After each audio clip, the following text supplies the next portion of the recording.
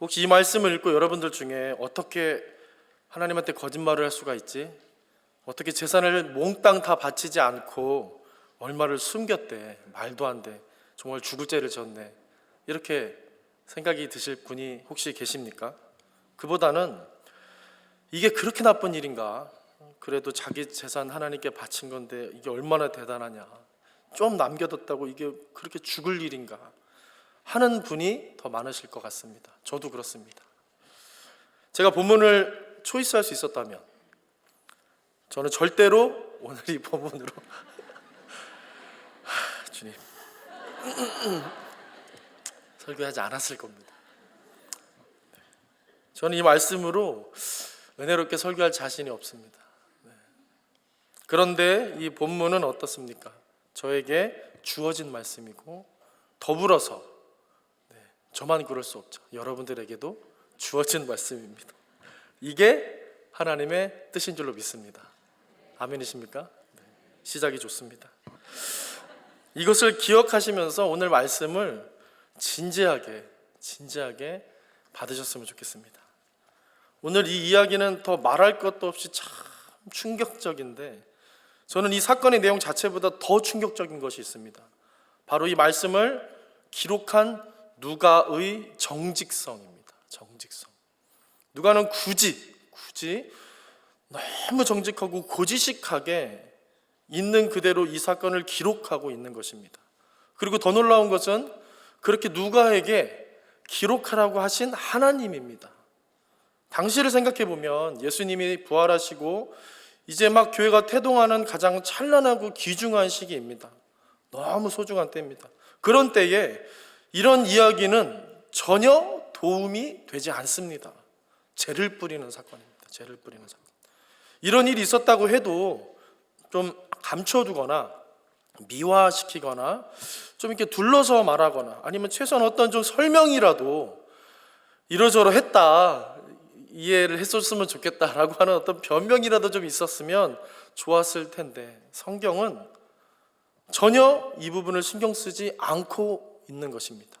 그냥 하나님이 이렇게 하셨다, 그래서 일이 일어났다라고 말할 뿐입니다. 그래서 말씀을 담당하는 목회자로서 너무 당황스럽고 너무 어렵습니다.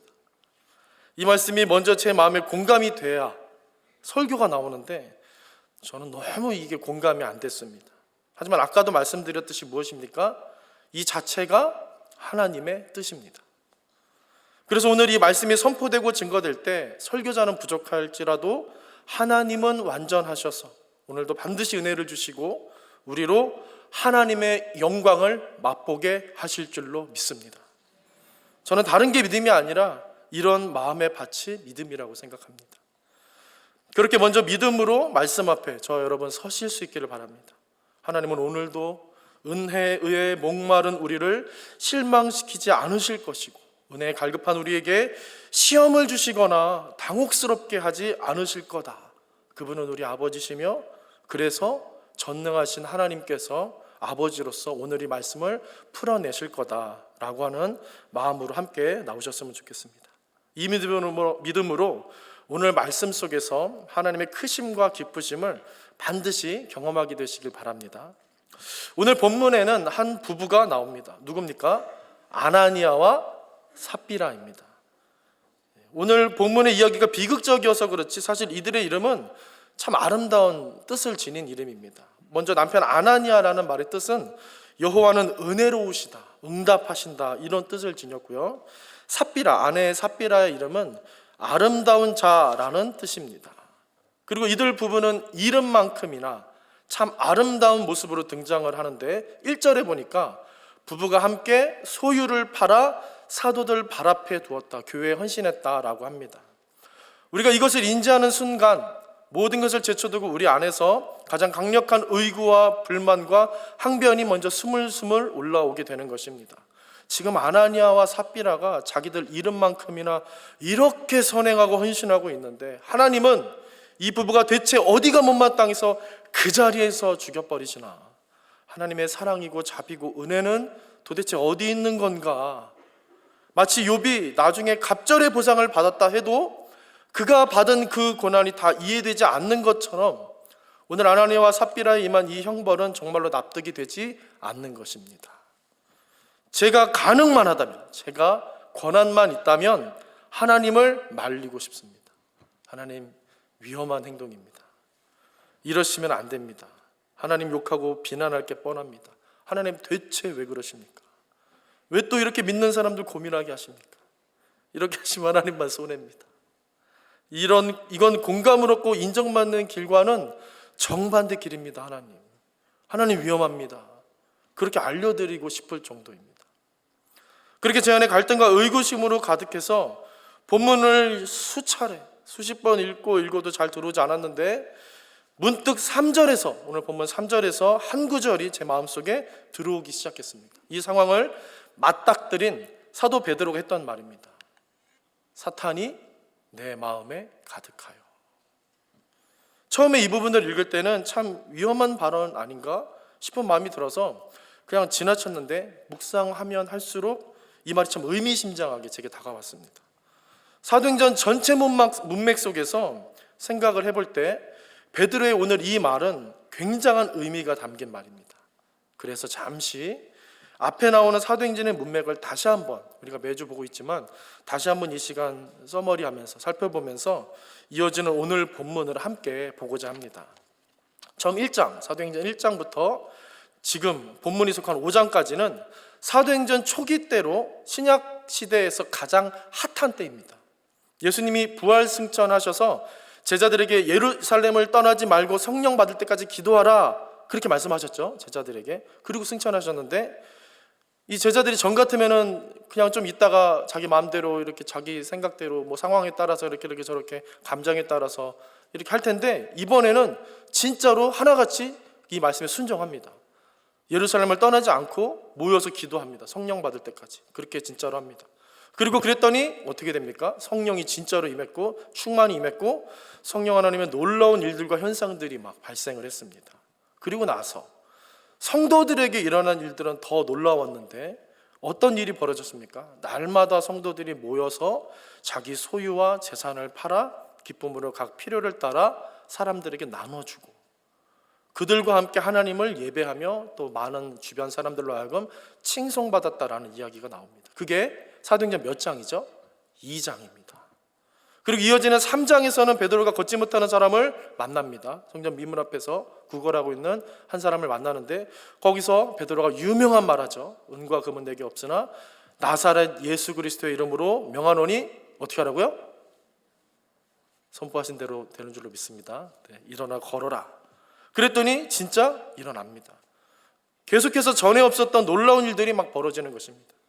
하지만 곧이어 4장에 보시면 아니나 다를까 어려움이, 시련이 닥칩니다. 주요 인물이었던 사도 베드로와 요한이 공회에 잡혀서 협박당하고 신문받습니다. 저는 이 장면에서 역시 제자들이 한계인가 싶은 마음이 들었습니다. 근데 이때 베드로가 전에 없었던 정말 놀라운 말을 합니다.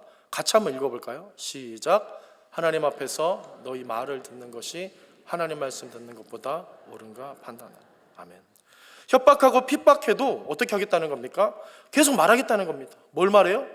예수님을 말하겠다는 겁니다. 내 입을, 예수님이 나오는 이 입을 너희는 막을 수 없다. 예수님을 십자가에 못 박아 죽인 그 권력자들에게 이렇게 말하는 것입니다. 전에 베드로는 예수님이 붙잡혀 가실 때 사람들이 무서워서 예수님 욕하고 도망친 사람이었습니다.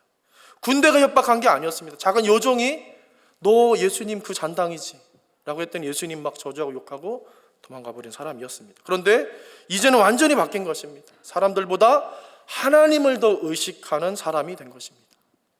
그리고 4장 후반부에 보시면 이런 상황에서 성도들의 모습이 이렇게 비춰지는데, 이 카메라 앵글이 바뀝니다.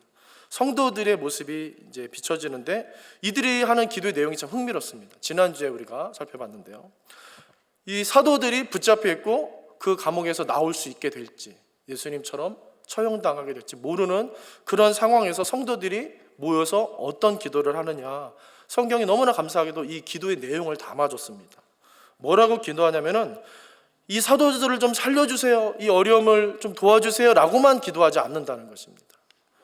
같이 한번 읽어보실까요? 시작. 주여 이제도 그들의 위협함을 굽어보시옵고 또 종들로 하여금 담대히 하나님의 말씀을,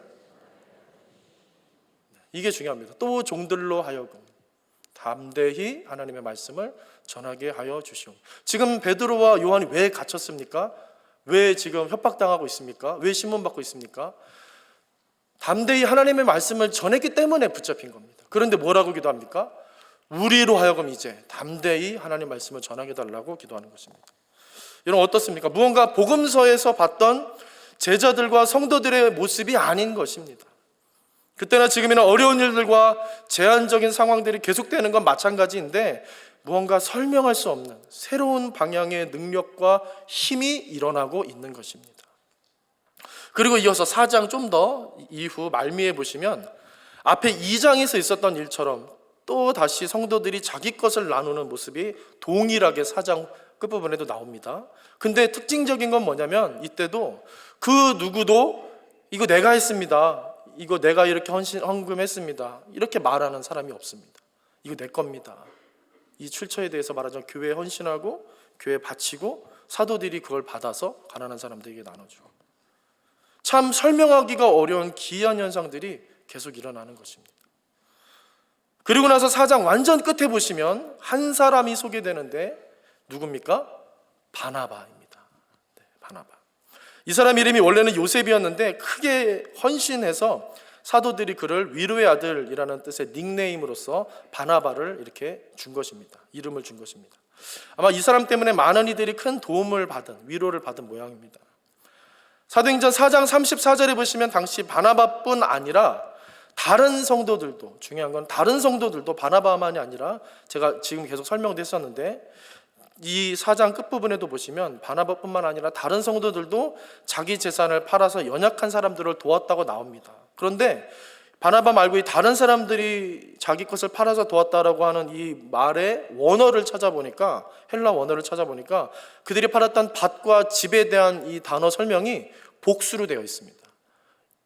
이 성경 언어는 단수, 복수가 되게 중요한 의미를 담고 있습니다. 그냥 하지 않습니다. 무슨 얘기냐면은 여러 개의 땅과 여러 개의 밭, 여러 개의 집들을 갖고 있던 사람들이 은혜를 받아서 여분의 그 땅과 집을 일부를 팔아서 헌신한 것으로 볼 수 있는 것입니다. 그런데 바나바는 좀 달랐는데 자기가 판 밭, 성경에서 바나바가 밭을 팔았다라고 했을 때 그 밭은, 바나바의 밭은 단수로 되어 있습니다. 총괄적인 단수로 되어 있습니다. 아마도 바나바는 이런 사람들과는 조금 다르게 자신의 전 재산을 팔아서 헌신한 것으로 보입니다. 나중에 이 바나바가 여러분 잘 아시겠지만 바울과 함께 선교사로 평생 살잖아요. 이것을 감안해 볼 때 충분히 바나바가 그랬겠구나 짐작이 되는 것입니다. 즉 그가 단순히 재산을 다 바쳤기 때문에 바나바가 된 게 아니라 중요한 것은 전적으로 이렇게 인생을, 그리고 또 자신의 재산을, 모든 것을 하나님께 헌신했던 그 마음의 중심 때문에 성경은 그가 바나바라 일컬음 받았다라고 말하고 있다는 겁니다. 바나바는 이 일로 사도들에게 큰 칭찬받았고 성도들에게 큰 위로를 주고 귀감이 되었던 겁니다. 그런 다음에 이어지는 장면이 많이 기다리셨습니다. 오늘 본문입니다. 바나바 이야기가 나온 후에 바로 이어서 아나니아와 삽비라가 등장하는 것입니다. 지금 우리가 갖고 있는 성경은 4장과 5장 이런 식으로 이 장이 구분되어 있는데 잘 아시겠지만 처음 원래 성경은 장의 구분이 없었습니다. 그러니까 바나바와 이들 부부의 이야기는 어떤 이야기겠습니까? 원래 하나의 이야기입니다. 하나의 이야기. 그래서 쭉 제가 설명을 다시 드린 겁니다. 그렇게 이들 부부도 등장하자마자 어떻게 합니까? 바나바처럼 자신들의 소유를 팔아 사도들 발 앞에 둡니다. 그런데 이를 쓰고 있는 누가는 이들 부부에 대해서는 단 한 가지 내용을 추가하고 있습니다. 이것입니다. 그 값에서 얼마를 감춤해 그 아내도 알더라. 얼마만 가져다가 사도들 발 앞에 두니. 그러니까 이들 부부도 바나바나 다른 성도들처럼 자기 것을 팔아 헌신하긴 했는데 한 가지 분명한 다른 점이 있었다. 누가는 반복적으로 이 짧은 구절 안에서 반복적으로 이거를 계속 강조하고 있는 것입니다. 이게 중요하다. 이 점을 알아차려야 한다라고 우리에게, 독자들에게 말하고 있는 것입니다. 무엇입니까? 얼마를 감춤해 그 아내도 알더라. 얼마만 가져다가. 계속 반복하는 것입니다. 우리는 초기 사도행전의 문맥 속에서 이 부분이 참 심각한 내용임을 눈치챌 수 있어야 합니다. 하지만 아직 큰 느낌을 받지 못하시는 분들이 계실 것 같습니다. 그래서 조금 더 들어가 보도록 하겠습니다. 본문 처음에 먼저 남편 아나니아가 자기 것을 팔아 얼마를 감췄다고 하면서 누가가 뭐라고 덧붙이냐면 아내 삽비라도 그 일을 알았다라고 했습니다. 아내 삽비라도 그 일을 알았다. 그리고 이어지는 내용을 보시면 이 일로 남편 아나니아가 베드로 사도 앞에서 어떻게 됩니까? 죽습니다. 아나니아가 얼마를 감추고 다 바쳤다라고 말하자 사도 베드로가 이것을 알고 성령께서 그 자리에서 이 아나니아를 죽이는 겁니다. 그리고 뒤늦게 온 아내 삽비라의 이야기로 갑자기 또 카메라 앵글이 바뀌는데요. 이제 남편이 죽은 사건을 알지 못한 상태에서 베드로를 두 번째로 삽비라 아내가 만나는 것입니다. 그리고 똑같이 질문을 하죠. 이때 삽비라가 또 뭐라고 말합니까? 남편 아나니아와 입을 맞춘 듯이 예, 이게 답니다 라고 말합니다. 똑같이 대답합니다. 이런 정황으로 볼 때 아나니아와 삽비라는 바나바 사건을 보고 서로 은밀한 의논을 그 밤에 했을 것으로 짐작을 할 수 있게 되는 것입니다. 그렇다면 여러분, 이들 부부가 그 밤에 바나바가 그렇게 큰 재산을 바친 이후에 그날 밤에 이들이 부부가 모여서 대화를 나누며 의논을 했는데 이 의논이 어떤 의논이었겠습니까? 여러분 상상해 보시기 바랍니다. 우리도 바나바처럼 위로의 아들이 되자. 주의 뜻이 이루어지도록 우리도 헌신하자. 이랬겠습니까? 그랬다면 오늘 누가가 본문을 이와 같이 쓰지 않았을 겁니다. 저는 이 부분을 묵상하는데 창세기 11장에 나오는 바벨탑 사건이 생각났습니다. 그때 사람들이 탑을 하늘 높이 하늘에 닿도록 짓자 그러면서 여러분 뭐라고 했는지 기억나십니까? 우리의 이름을 내자. 이게 바벨탑을 지은 의도이고 목적이었습니다. 이 본문의 이야기를 보며 땅을 팔아서 바쳤는데 뭐가 문제지? 하나님은 대체 왜 화를 내시는 거지? 이런 생각이 계속 드십니까? 이게 아닌 것입니다. 이게 아닌 것입니다. 사탄은 이렇게 우리로 성경의 맥락을 보지 못하게 하는 것입니다. 성경의 문맥을 놓치게 합니다. 전 세계적으로 이단들이 참 많고 다양한데 이단들의 전략이 하나같이 딱 이렇습니다.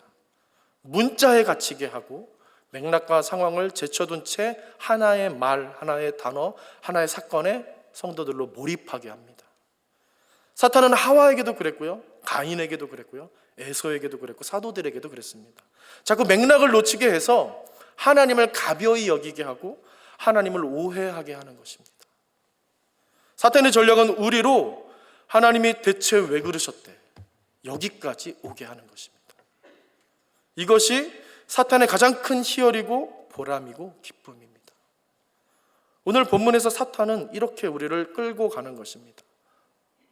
야, 하나님이 좋은 분이라면서, 선하시다면서, 은혜고 사랑이고 그렇다면서, 근데 왜 재산 팔아서 헌금한 이 착한 사람, 이 사람을 왜 죽이셨대?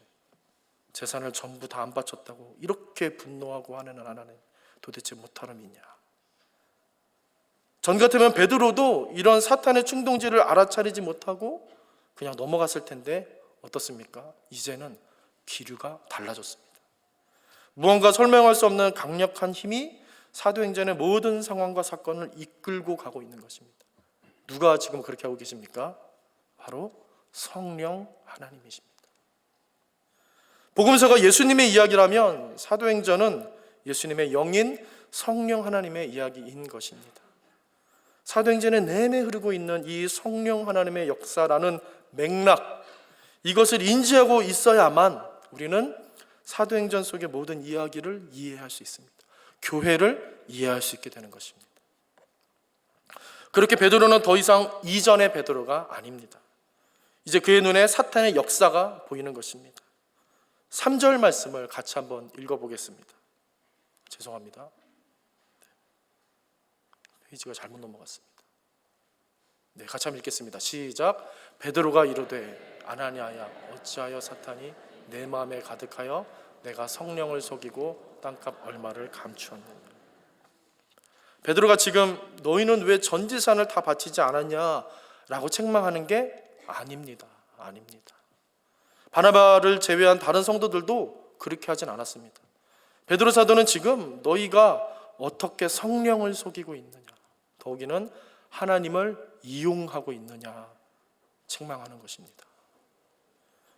아나니아와 삽비라는 은연 중에 바나바가 받은 명예를 흠모하며 하나님께 올라갈 사람들의 칭찬에 욕심이 났던 겁니다. 참 대단하다, 참 경건하다, 참 겸손하다라는 칭송을 받고 싶었던 겁니다. 사실 이런 명예와 영광은 물질의 영광이나 명예보다 사람을 더 매료시킵니다. 더 매력이 있습니다. 사탄이 그 마음에 불을 지폈고 이들은 쉽게 넘어갔는데 어떻게 된 겁니까? 성령은 사도로 이를 단속해 하신 것입니다. 우리는 이런 사탄을 알 필요가 있습니다. 사탄은 교묘해서 속이는 일의 전문가입니다. 그리고 베드로 사도의 서신에 나오듯 사탄은 먹이를 찾아 우는 사자처럼 우리를 노리며 덤벼들 만한 연약한 구석을 끊임없이 살피고 있습니다. 넘어오려고. 우리가 사탄의 공격에 대비해야 하는 것은 사탄이 예수님도 공격했기 때문입니다. 예수님이 이 땅에 오셔서 사역하시기 전 금식하며 기도하실 때 예수님을 유혹하며 충동질했었고, 가룟 유다나 베드로와 같은 수제자들을 통해서도 예수님을 공격했으며, 십자가에서 돌아가시는 그 순간까지 사탄은 예수님을 끊임없이 공격했었습니다. 그래서 우리는 예수님이 제자들에게 깨어있으라 하셨던 그 말씀을 진지하게 받을 필요가 있는 것입니다. 그런 사탄은 이제 교회를 공격하는 것입니다. 교회의 탄생을 막으려는 것입니다. 여러분, 흥미롭게도 교회라는 말, 헬라어로 에클레시아로 되어 있는데, 교회라는 말이 최초로 성경에서 어디에 나오는지 아십니까? 바로 오늘 본문에 나옵니다. 11절에 나오고 있는데요. 같이 한번 읽어보실까요? 시작. 온 교회와 이 일을 듣는 사람들이 다 크게 두려워하니라. 오늘 이 구절이 성경에서 교회가 최초로 언급된 그런 순간입니다. 그렇게 오늘 이 아나니아와 삽비라의 비극적인 사건은 교회가 탄생하는 그 최초의 때에 발생한 사건이라는 것입니다. 그만큼 교회가 중요하다는 것을 사탄은 알았던 것입니다. 하나님의 교회를 통해 무언가 대단한 일을 하실 것을 사탄이 알았던 겁니다. 우리 눈에 볼 때는 별거 아닌 것 같고 그리 대단해 보이지 않는데도 사탄의 눈에는 그렇지 않았던 겁니다. 사도 빌립에게는 아주 똑똑하고 통찰력 있고 경건한 친구가 한 사람 있었는데 바로 나다나엘이라는 사람입니다. 나다나엘이라는 친구입니다. 이 사람은 구약 성경을 평소에 열심히 읽고 연구하면서 성경이 말하는 메시아, 구원자가 언제 오실까 그렇게 고민하며 경건히 기도했던 사람이었습니다. 그것을 알고 있던 친구 빌립이 이 나다나엘에게 가서 뭐라고 하죠? 유명한 말을 남기는데 와 보라. 네. 예수님께 와 보라 그렇게 한마디 합니다. 그랬더니 나다나엘이 뭐라고 대답했는지 여러분 기억나십니까? 예수님이 나사렛 출신인 걸 알고는 나사렛에서 친구야 무슨 선한 게 나겠느냐, 나사렛에서 무슨 선한 것이 나겠느냐, 그렇게 탄식의 말을 내뱉었습니다. 예수님을 무시한 겁니다. 예수님의 모습 자체가 그랬죠. 뭐 특별해 보이고 대단해 보이는 그런 게 없었습니다. 출신 성부도 그랬고 직업도 그랬고 외모는 더욱 그러셨습니다. 그리고 제자들도 하나같이 다 별로였습니다. 하는 짓이나 하는 말을 보면 못난 모습, 실수투성이었습니다. 지금 우리가 볼 때도 그렇습니다. 교회가 이런 뭐 그렇게 대단합니까? 이렇게 모여서 예배드리고 찬양하고 앉아서 설교 듣고 봉사하고 모여서 소그룹 모임하고 이게 여러분 뭐 그렇게 대단한 일입니까?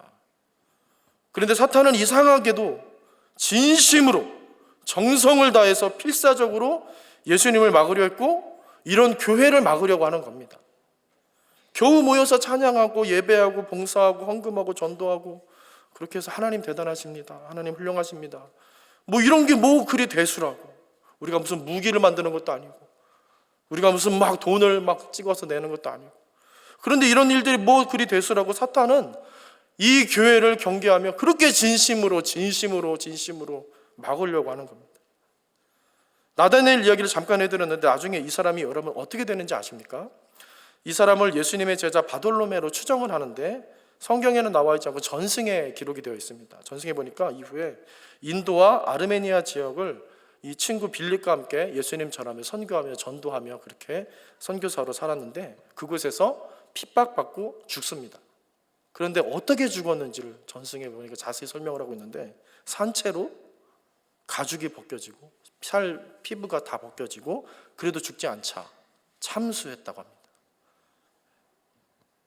예수님이 뭐 그리 대단하시다고, 교회가 뭐 그리 대단하다고, 명예도 없이 누가 알아주지도 않는데 그 똑똑하고 경건한 사람이 몸 바쳐서 인생 바쳐서 그렇게 죽음의 길 간 겁니다. 그래서 사탄은 아주 친절하고 고맙게도 아나니아와 삽비라에게 이런 진상을 알려주는 겁니다. 너만 손해야. 네가 얻을 게 없는데 뭐하러 인생 바치고 재물 바쳐서 왜 하나님만 좋은 일 시키냐. 생각 좀 해라. 생각 좀. 너한테 좋은 일 해야지. 수고한 만큼 뭐 얻는 게 있어야 되지 않겠냐. 여러분들이 볼 때는 어떻습니까? 다 너무 맞는 말 아닙니까? 그게 우리가 학교에서, 사회에서, 직장에서, 세상에서 배운 것 아닙니까? 사실 하나도 틀린 말 없습니다. 그렇게 보면 예수님은 정말 최고의 바보인 게 틀림없습니다. 하나님이라면 왜 굳이, 하나님이시라면서 왜 굳이 이런 엉뚱한 짓을 하셨는가? 못하러 굳이 약한 사람의 모습으로 세상 내려오셔서 속 썩여가며 제자들 데리고 다니고 사람들한테 핀잔받고 조롱거리 되시고 결국엔 붙잡혀서 모진 검은 다 겪고 한마디 항변도 없이 십자가에서 처형되고 뭐하는 짓이냐. 여러분 그렇게 살고 싶은 분 계십니까? 못하러 이런 쓸데없는 비참한 고생 하신 겁니까? 도대체 이해가 되지 않는 부분입니다. 조금이라도 상식 있고 지성 있고 분별력이 있는 사람이라면 그렇게 생각하실 겁니다. 아나니아와 삽비라가 얼마나 잘한 겁니까? 적당 연금도 했고 사람들한테 칭찬과 존경도 받고 그게 뭐 그렇게 큰 욕심이고 잘못입니까? 그 정도는 좀 있어야 교회 다닐 맛 나는 거 아닙니까? 이런 맛이 좀 있어야 교회 다닐 수 있는 거 아닙니까? 여러분들 어떻게 생각하십니까? 저는 이렇게 한참을 생각하고 고민하며 묵상하는데 사도 바울의 고린도전서 13장 말씀이 문득 떠올랐습니다. 고린도전서 13장은 사랑장으로 유명하죠. 내가 방언을 하고 천사의 말을 하고 모든 지식을 알고 모든 것으로 구제할지라도 사랑이 없으면 아무것도 아니라. 뭐 사랑이 그렇게 대단한 거라고 그렇게까지 말하냐 싶은 생각이 듭니다. 성경 읽다 보면 하나님 좀 지나치신 거 아닌가, 너무 극단적인 말들 아닌가 이런 생각 들 때가 많이 있습니다. 왜 그 똑똑했던 사도 바울이 이렇게 사랑했을까 생각을 해봅니다. 세상을 다 만드시고 역사를 주관하시고 대단한 제국들을 막 다 섬멸하시고 죽은 자를 살리신 그 대단하신 하나님이 겨우 이런 사랑 하나 가지고 다른 건 다 소용없다, 아무것도 아니다 하시는 걸까 생각해 보게 되는 것입니다. 방금 읽어드린 고린도전서 13장에서 나열된 리스트들을 좀 다시 차근차근 생각해 볼까요? 첫 번째 무엇이었습니까? 방언입니다. 저도 10대 때, 20대 청년 시절 예전에 어린 시절에 방언을 굉장히 많이 사모했었습니다. 이 방언이 얼마나 대단합니까? 얼마나 경건합니까? 방언하는 사람을 보면 차원이 나하고는 좀 차원이 달라 보입니다. 두 번째 뭡니까? 천사의 말. 천사의 말을 한다는 거. 이 말이 곧 능력입니다. 사실 말이 능력입니다. 대단한 인격이고 성품이고 능력, 정말 뭘로 말할 수 없는 흠모할 만한 그런 훌륭한 은사입니다. 또 세 번째, 모든 지식. 이 모든 지식을 알고 있으면 얼마나 좋겠습니까? 돈의 흐름을 막 알고 막 주식이 어떻게 뜰 건지 알고 비트코인이 어떻게 다 이상 어느 땅이 이렇게 다 그 모든 지식을 알고 있다면 여러분 얼마나 좋겠습니까? 네 번째, 모든 것으로 구제하는 사람. 이런 사람 보면 어떻습니까? 정말 위대하고 존경스럽습니다. 이런 대단한 것들을 멸시라도 하듯이 바울은 그 가말리엘 문화라는 당시 최고의 학업과 로마 시민권 다섯 출신으로 어마어마한 신분을 갖고 있는 이 바울이 지금 사랑 타령이나 하고 있는 것입니다. 같이 한번 읽어보실까요? 시작. 사랑이 없으면 갑자기 힘이 없어지셨습니다. 여러분들이 이 말씀을 붙잡으시면 여러분들은 모든 것을 이룰 수 있는 것입니다. 그래서 사탄은 우리 마음에 대고 이렇게 말합니다. 왜 너같이 배울 만큼 배운 사람이 바보같이 그러냐. 똑똑하게 굴어라. 네 거 잘 챙겨라. 네가 받을 인정과 받을 존경과 선망의 그 눈, 시선들, 박수들, 그거 다 네가 수고하고 잘해서 당연히 받는 것들이야. 그렇게 사탄은 우리를 위해 주는 겁니다. 그러면서 그러기 위해서는 딱 한 가지만 포기하라는 겁니다. 두 가지도 아니고 딱 한 가지만 포기하면 돼요. 그럼 다 줄게. 딱 한 가지, 여러 개도 아니고 딱 한 가지만 포기하자 하는 겁니다. 여러분, 그게 뭡니까? 같이 한번 읽어보시겠습니까? 예수 그리스도. 우리는 예수님 없이 교회 일들을 더 보기 좋게 훨씬 쉽게 효과적으로 잘 운영할 수 있습니다. 저는 확신합니다. 더 잘할 수 있습니다. 학교에서, 회사에서, 사회에서 배우고 경험한 대로 행사도 더 잘 할 수 있고요. 소그룹 모임 같은 것도 훨씬 더 잘할 수 있고, 회의나 미팅도 그렇고 예배와 같은 여러 종교 모임 이런 것들도 여러분 더 잘 만들어낼 수 있습니다. 서로 보기 좋은 걸 안 보고 룰 딱 세워서 서로 쿨하게 효과적으로, 수월하게, 아주 효과적으로 단기간에 잘 해낼 수 있습니다. 그렇게 보면 내 교회라는 개념도 그렇게 중요하지가 않습니다. 뭐 교회가 여기 하나만 있는 것도 아니고 예배도 여기에만 있는 게 아닙니다. 유튜브 보면 더 대단하고 더 잘 갖춰진 찬양이고 예배고 설교 아주 많습니다. 그래서 꼭 교회를 고집할 필요도 없고 더욱이 한 교회만 정을 두고 다닐 필요도 없어 보입니다. 뭐하러 상처받고 힘들게 서로 참아가면서 교회에 모입니까? 또 귀찮게 피곤하게 서로 맞춰 모여 기도하고 찬양하고 예배드리고 왜 이럽니까? 나 먹고 살기도, 나 혼자 내 가족 먹고 살기도 바쁘고 부족한데 나하고 피 한 방울 안 섞인 다른 사람들을 위해 헌신하고 봉사하고 그러면서 칭찬도 못 받고 상처나 받고 못하러 그렇게 삽니까? 사탄은 그러지 말라는 겁니다. 너를 위해서 그러지 마. 우리를 위해서 그러지 말라는 겁니다. 이렇게 생각해보면 세상에서 교회 일만큼 피곤하고 불편하고 소득 없는 일이 없어 보입니다. 그래서 칭송 좀 받고 인정도 좀 받고 존경도 좀 받고 박수도 좀 받고 그러면 내가 좀 열심히 해보겠다는데 그게 뭐가 그렇게 큰 문제냐라는 겁니다. 이게 사탄의 아주 합리적이고 아주 이성적인 그런 입장입니다. 여러분 어떻게 생각하십니까? 그리스도가 빠진 교회의 모습이 딱 이렇습니다. 그리스도가 빠진 성도의 모습이 딱 이렇습니다. 여러분 교회가 무엇입니까? 저는 예전부터 사도행전이 사실은 성령행전이다. 사도들이 주인공처럼 보이지만 실제로는 사람인 사도가 주인공이 아니라 성령 하나님이 주인공이다. 뭐 이런 말을 들으면 그냥 그렇구나, 맞다, 이렇게 동의가 지적으로는 됐고 별 감흥은 없었습니다. 그런데 사역자가 되고 목사가 돼서 십수년간 사역하면서 이 사실이 점점 더 날마다 크게 와닿습니다. 사도행전을 읽다 보면 사도들과 초대교회 성도들의 몸부림과 울부짖음의 소리가 들릴 때가 있습니다. 왜 우리를 보냐? 왜 우리를 주목하냐? 하나님을 봐라. 크신 하나님의 놀라우신 손길이 왜 보이지 않는 거냐? 소리치며 몸부림치는 그 답답해하는 심정과 책망 소리가 느껴질 때가 있습니다.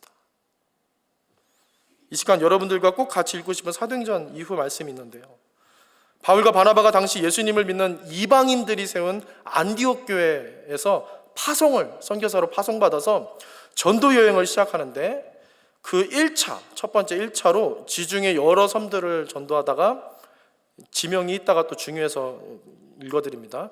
비시디아 안디옥이라는 곳에서 전도하고 그곳에서 이동해서 이고니온이라는 곳에 거쳐서 거기서 또 전도하다가 루스드라라는 곳에 도착을 해서 전도합니다. 이 루스드라라는 곳에서 특별한 일이 있었는데 나면서부터 걷지 못하게 된 한 사람을 만난 일입니다. 바울과 바나바가 그때 있었던 내용인 사도행전 14장 말씀을 같이 좀 교독으로 함께 읽었으면 좋겠습니다. 루스드라에 발을 쓰지 못하는 한 사람이 앉아있는데 나면서 걷지 못하게 되어 걸어본 적이 없는 자라.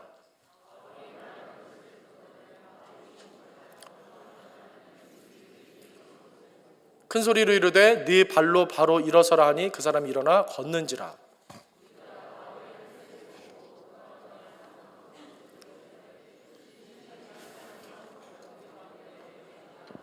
바나바는 제우스라고 바울은 그 중에 말하는 자이므로 헤르메스라 하더라.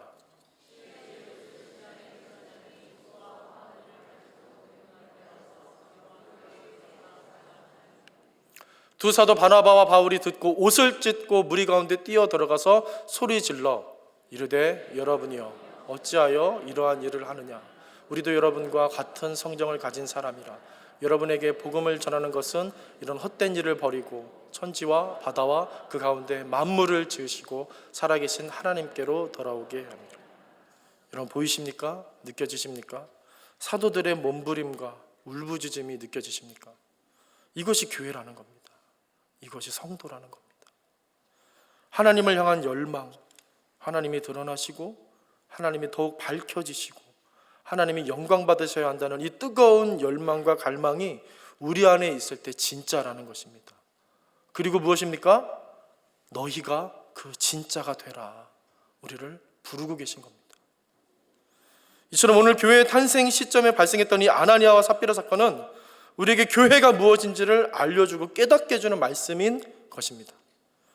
교회는 단순히 사람을 위하고 나와 우리를 위한 것이 아니라 무엇입니까?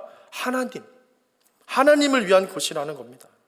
진정 하나님을 위할 때 가난한 사람, 고통받는 사람, 어려운 사람, 불행한 사람들이 회복되고 뿐만 아니라 그 지역이, 민족이, 나라와 열방이 회복해 되는 놀랍고 경이로운 일들이 일어나게 된다는 것입니다. 그 일을 하나님이 하시겠다는 겁니다. 그 하나님의 일이 일어나는 곳이 어디입니까? 교회인 것입니다. 그 일에 놀랍게 붙들림 받는 존재가 누구입니까? 바로 성도라는 것입니다. 그 성도가 되라 하시는 겁니다. 저는 베드로도 참 좋아하고 참 대단하다 생각이 들지만 방금 읽은 14장에 나오는 사도 바울이 참 인상적입니다. 놀랍습니다. 그가 똑똑한 사람, 선교를 많이 한 사람이기 때문이 아닙니다. 방금 함께 읽었던 사도행전 14장 사건이 여러분 어디에서 일어났다고 말씀드렸죠? 루스드라에서 있었습니다. 아까 제가 굳이 장소를 언급하면서 강조를 했습니다.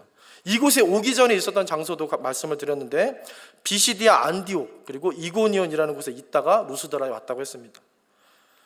바울 일행이 사실 비시디아 안디옥에서 복음을 전하다가 큰 박해를 받습니다. 핍박을 받습니다. 공격을 받습니다. 그래서 어쩔 수 없이 이고니온이라는 곳으로 이동을 하는데 여기서도 하나님을 전했는데 여기서도 큰 핍박과 환난을 겪게 됩니다. 견디다 못 견디고 또 루스드라로 이제 옮기게 돼서 오늘 아까 읽었던 그 기적의 일들을 막 행하고 신이라 추앙받는 일들까지 막 벌어지게 된 것입니다. 하지만 항변했죠. 근데 말씀을 계속 읽다 보면은 이 루스드라에서 우리가 지금 읽지는 않았지만 여기서도 동일하게 박해를 받는데 여기서는 너무 심한 박해를 받았습니다. 그래가지고 성경에 보니까 바울이 돌에 맞아 실신했다, 기절했다 그렇게 되어 있습니다. 그리고 죽은 줄 알고 성 밖에 이렇게 버려졌다 이런 기록이 있습니다. 사도행전 이후 14장 계속 읽어보시면. 그런데 바울이 갑자기 이상 행동을 합니다. 그렇게 실신해서 누워있다가 깨서는 도망가야 되는데 바보같이 정신 이상자처럼 그 루스드라 성으로 자기를 기절시켰던 돌멩이 던져서 죽이려고 했었던 그 성으로 다시 들어가는 겁니다. 그리고 하던 대로 그곳에서 복음 전하고 제자 삼고 성도들의 마음을 굳게 했다라고 성경이 담담히 그냥 기록하고 있습니다. 쓰고 있습니다. 저는 여러분들에게 바울처럼 이렇게 어려움이 닥쳐도 교회를 열심히 더 하시고 더 전도하시고 더 선교하시라, 물론 그것도 중요하지만 이 말씀을 드리려는 게 아닙니다. 주님을 위해 사는 진짜 성도는 이렇게 바울처럼 흔들리지 않는다는 것을 말씀드리고 싶은 것입니다. 그 어떤 환경, 어떤 상황이 있어도 흔들림이 없는 것입니다. 바울같이 학벌 좋고 출신 좋고 신분 좋은 사람이 뭐가 아쉬워서 이런 괄시받으며 말로 다 할 수 없는 천대받고 핍박받으며 살았겠습니까? 저는 바울을 읽으면 읽을수록 과연 하나님, 그 하나님은 어떤 분이신가? 그 그리스도의 영광이 과연 무엇인가? 그분의 은혜, 그 은혜는 과연 무엇인가? 이것을 배우며 흠모하게 되는 것입니다. 오늘 사도행전 말씀은 바로 이 지점을 우리에게 알려주는 겁니다. 교회는 사람의 지혜가 아니라 하나님의 지혜가 통용되는 곳이다. 그래서 사랑이 없으면 아무것도 아닌 것이다. 사람의 명예, 영광이 아니라 하나님의 영광을 위해 몸부림치고 항변하며 저항하는 게 교회고 성도다. 그 영광 속으로 들어와라. 내가 너의 기쁨과 능력이 되어줄 거다 하시는 겁니다.